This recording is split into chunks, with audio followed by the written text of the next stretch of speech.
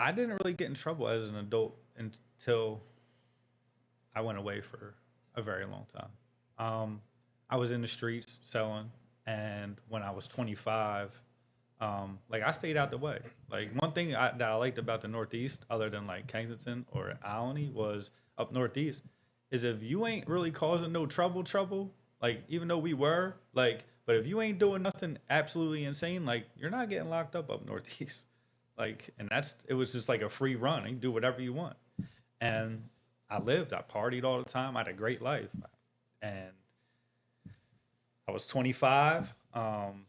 Dudes that I knew, I ran into somewhere. I was down, I think it was like Buck something. It was down off Second and Spring Garden. It was down there. Buckheads? Yeah, it was something like that. And Is that where you got children on that? Nah, Finnegan. It was right. Mine's Finnegan's Wake down the street. yeah. What? Yeah, What though? Third and Third and Yeah, Third and Spring Garden. It was right next door. Yep, it was right next door. That's So crazy. I'm out with a bunch of girls. I knew a bunch of girls. They always call me up. Yo, we're going out tonight. I'm like, I ain't going out tonight. They're like, yeah, you are. I'm like, whatever. Had this dude living with me, staying with me off and on. He was like a little brother to me. You know, whatever. It was one of his boys. I ran into one of his boys down there. His boy's like, oh, yeah, you got anything? And I'm like, bro, I don't sell drugs. Like, I know dude ain't right. Right. And I'm like, yeah, I don't sell drugs. Like, you're like, come on, touch that. I'm like, bro, I don't do nothing. Like, I don't, like, get out of here. So then I leave there. We go, me and all the girls would go up Yik Yak, and dude calls my phone. And I'm like, bro, how'd you get my number? Oh, so-and-so gave it to me. Yo, I really need something. I'm like, bro, I don't do nothing. Come to find out they were out front of my apartment waiting for me to tell them where I was. And I'm Or like, the guy or the cop? No, the guys. Oh, word. So as soon as they realized I was at Yik Yak, they ran in my apartment. And, like, they ran up in my crib. When they knew I wasn't there, so they ran up in there. stole your shit, robbed you. Yeah. So that night, I'm telling the girls, like, yo, let's go back to my spot. And they're like, no, we got everything at Danielle's house. So we all went back to Danielle's house. I wake up in the morning, chick Brett give me a ride to my apartment. Blinds are blowing out the front window. I walk in, they pissed all over my bedroom. They ransacked my So who apartment. lined you? Dang. It was somebody I know. Okay. And, like, I knew who it was, so now it's on. Now, they sold drugs out of the bar that I was arrested at, right? Fat Pete's. It's not there no more, but... Where's this at? It was at Devereaux and Tarsdale. Okay. So they sell drugs out of there. So I'm on them. I'm everywhere I think they're going to be. I'm sliding up in there. I'm running in there. That day that I got arrested, I was in and out there all day long, right? Like, I'm out running around, making moves, doing my thing, but every minute I get, I'm sliding back over there, walking in there, trying to catch them. Like, I'm going to catch y'all. Like, Later that night, my boy calls me, says, yo, I just got home from Germany. He was in the Air Force. He's like, meet me at Maggie's. Go at Maggie's. We party up there. End of the night, chick Rachel says, Mike, where you going? I'm like, yo, my car's at Fat Pete's. Like, y'all got to drop me back off in my car. And she's like, no, like, you're drunk as shit. Like, I'm like, no, like, I'm going back there regardless. Like, wherever you drop me off, I'm going back to get my car. So, drop me off. Now, did you really want to go back to get your car, or you wanted to go No, back there? I'm trying to find them. Yeah. I'm looking for them. Yeah. I go in there, I walk in there, I see my boy Phil. He's from Amber Street. I ain't see Phil in 100 years. Phil, yo, he's like, oh, hugs me. We're in there talking. He's in there with a guy. And two girls. Not gonna say their names, but in there with a guy and two girls. We're in there partying. The girls are cool as shit, bull cool. Like, we in there chilling. I'm buying drinks. Like, I'm out. We partying. We dancing. We having mad fun. End of the night, one girl asked me, like, yo, you smoke? I'm like, yeah. She's like, yo, I'm going to go roll up. Like, come out. I'm like, all right. So on the way out to the car, I asked the dude, Dave. I'm like, yo. Shouldn't say his name.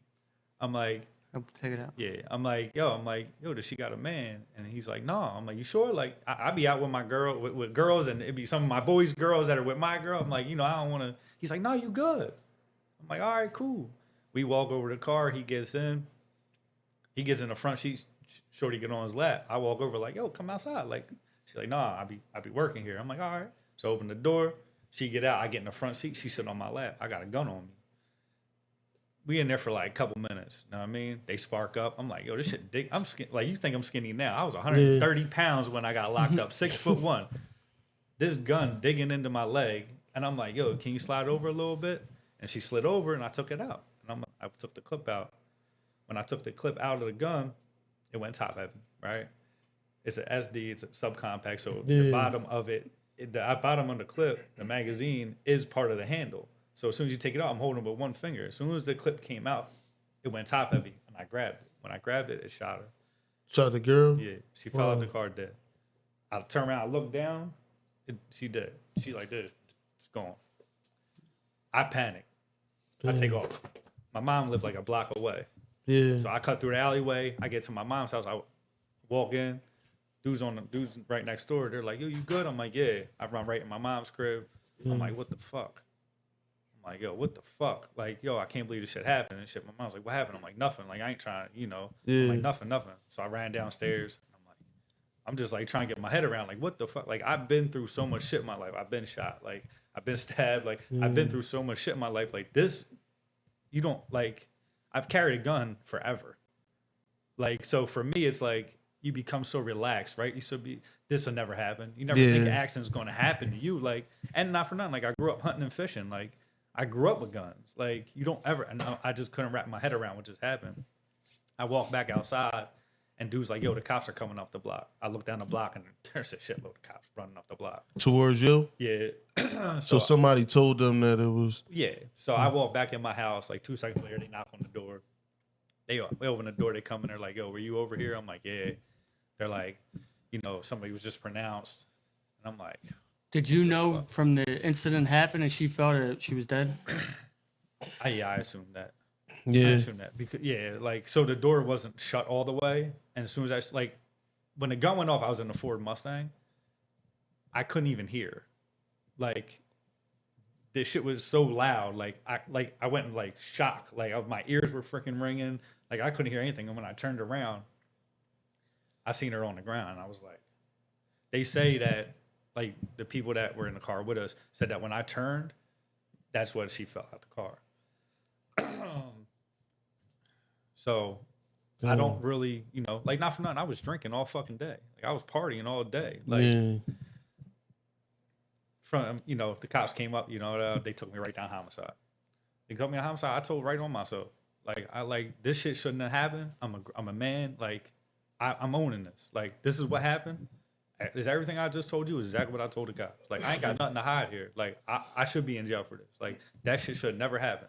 Like that's an innocent life. That's not somebody that was in the streets. That's not somebody that was trying to rob me. That's not somebody that was threatening me. That was an innocent life that was lost because I'm a fucking asshole. You know what I mean? Like, and that should never fucking happen. And I told everything. Trial. I wind up having to go to trial because they offered me 5 to 10 involuntary manslaughter and a gun charge. I said I'll take it a year later. They turn around and they switched my DA and my judge. Wow. So how long were you sitting for? Where were you at? Where at? I was at CFCF, and then they moved me over to PIC, and then they sent me out to Easton. Why? They sent me to Easton, Northampton County, Okay. because the person that passed away in my case, their family worked at CFCF, so they didn't want to house me on State Road. So they sent me out there. They brought me back down. When they brought me back down to take my plea, they switched my DA and my judge. Then they offered me 7 to 15, but they offered me 3rd-degree murder. Yeah. And I said, I ain't taking that. Like that's not what this case is. Like I was like, I got a letter from the district attorney stating there's no malice in this case. Right. And the DA's like, I don't care. I'll prosecute it full extent of Pennsylvania law. Now, do you think that her family had a part to play in all of this with the DA getting switched with? Yes, of course they did. They're well connected, and they know a lot of people. And I mean, they also were told stories that weren't true about what happened. So like they really hated me. Can you blame them though? No, not at all. Because I look at it like if it was my daughter or if that was my sister. Mm-hmm. Like I have a sister. Like Yeah. if that was my sister, there's not. I don't care what you do. At You know? any time, did you feel regret for admitting that it was you after the DA did what they did? Yeah. Like try to switch everything out and Yeah, stuff. without a doubt. Yeah, you felt regret, like, dang, like, why did I admit that it Like- was me? And You should have made him work. Like you should have made him work for this case now instead of me Listen. giving it to you. Growing up in the streets, my uncle told me from a very young age when we started committing crimes that you don't tell them nothing but your name and your lawyer's number. I'm talking about very young age. My uncles were on us. You don't tell them nothing, and I knew better. But circumstances were different. I wouldn't have. But this isn't something that should have fucking happened. And you Like, wanted I to felt man so up. guilty for this. Yeah. Like I still do. Like, and that's the point of like me talking to y'all about getting on the podcast. Like telling my story. Like, listen, man. Like you could do some shit and ruin somebody's lives. You can ruin somebody's family's dreams for them, all through an accident. You ain't even got to intend to do it. Yeah. You just, and I tell people all the time, what happened that night wasn't isolated, right? That was a life of recklessness, a life of no accountability, no, like I didn't have any Guidance. I didn't have any consequences to my actions for so many years of my life that it was all them little decisions that I made throughout my life that I keep getting more reckless, more wild, more reckless, that led up to me doing this. Eventually, it was going to happen. Yeah, it was either what Unintentionally what happened, or intentionally something could have Yeah. happened because you were looking for them guys that night. Exactly. So for me, it was like, it was life decisions of getting crazier and reckless and crazier and reckless. And it was like, what happened, honestly, it probably saved my life. Like, and I wound up going to trial 3 years later. Sat for 3 years. I sat for 3 years. I went to trial. I lost. Lost to what? Third-degree murder. And I got sentenced to 14 to 30 years. I went in and my the DA asked for a 10 to 20. My lawyer asked for 7 to 15 mitigated. I turned around. They sent me out. Judge recesses, come back, and they sentenced me to 15 to 30. I'm like, they're reading the months off, and I'm like, what, 180? What? How much? And my lawyer was like, well, it's 15 to 30 years, Mike. I snapped. I'm like, yo, like the DA asked for a 10 to 20. Like, how do you give me 5 to 10 more years than the DA even wanted? Like, You go jury trial or head up? jury. That's why, probably. Yeah. Wait, so I went head up with a judge. You took a deal though? Mm-hmm. So this is like 3 stages in the justice system. You can either, take your deal, go head up with the judge, or you can pick a jury. If you go jury, they have the option to maximize your sentence to the fullest extent. Sounds like Yep. what you got. No. How is that? They could have given me 26 to 50. Oh, they get around everything wild. The gun wild, the aggravated. No, they did. So they gave me 12. They gave me 13 to 26 for the homicide. Then they gave me a 1 to 2 and 1 to 2 for the gun. All right. So my thing is, what was it like going through that? Because you're guilty, right? You admitted to it, but you're not that guilty. You're not guilty of what they're charging you for. Yes. And I know they brought up the confession in trial too. Didn't Oh they? yeah, they did. So how long was the trial? Did you have to pick? 5 You days. picked 12 people. 12. Did you feel confident? Were you confident with your lawyer? Like, Yeah, tell I us the was- whole trial part, because I never So- went to trial. I went head up with a judge. So when I started out, I went and hired a trial attorney, and part of my dad not being in my life, when I did get locked up, my dad came running and said, "Mike, I'm here for you.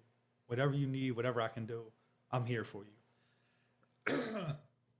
And I went and found a trial attorney. I put some money up, had a little bit of money left over that I couldn't pay yet. My boys were like, "Yo, we got you." Friends were still friends at that time, right? People were still like, "Yo, we got you, whatever we can do for you."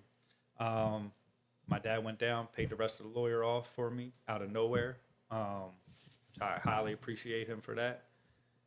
I start trial, go down. You got to pick your jury. So we're in there, we're going through all of them. We picked. How right? many people did you go through before you picked the 12? I don't even know. I think it was like 20 something. You get a certain amount of X out, Yeah. and the DA get a certain amount Yeah. of X out.